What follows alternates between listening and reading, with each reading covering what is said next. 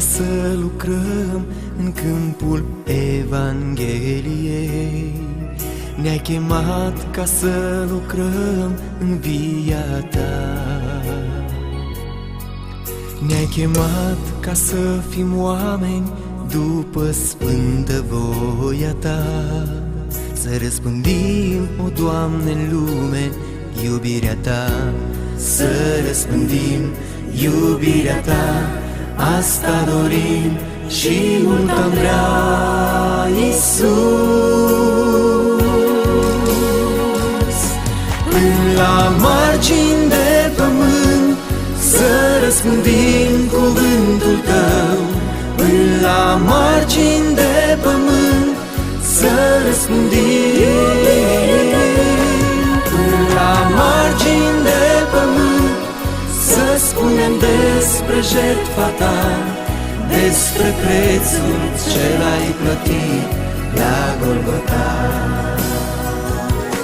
Până la margini de pământ să răspândim cuvântul Tău.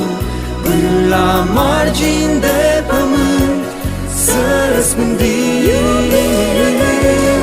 Până la margini de pământ să spunem despre jertfa Ta, despre prețul ce L-ai plătit la Golgota.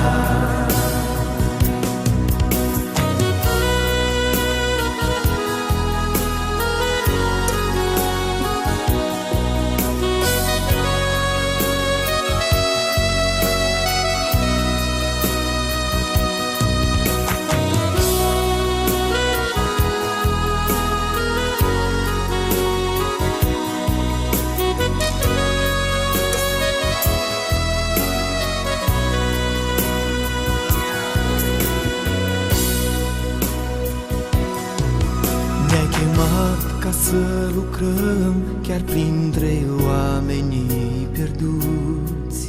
Ne-ai chemat să-i ajutăm când sunt la greu.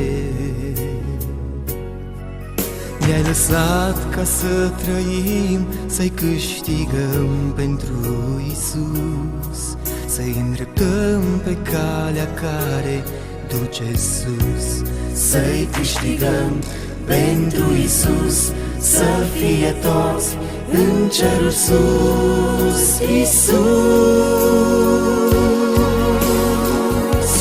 Până la margini de pământ să răspândim cuvântul Tău.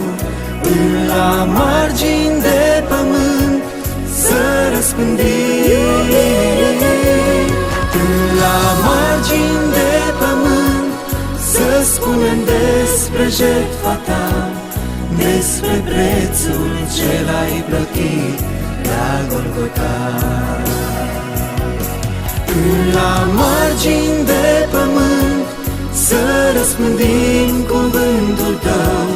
Până la margini de pământ să răspândim. Până la margini de pământ să spunem despre jertfa Ta, despre prețul ce L-ai plătit la Golgota.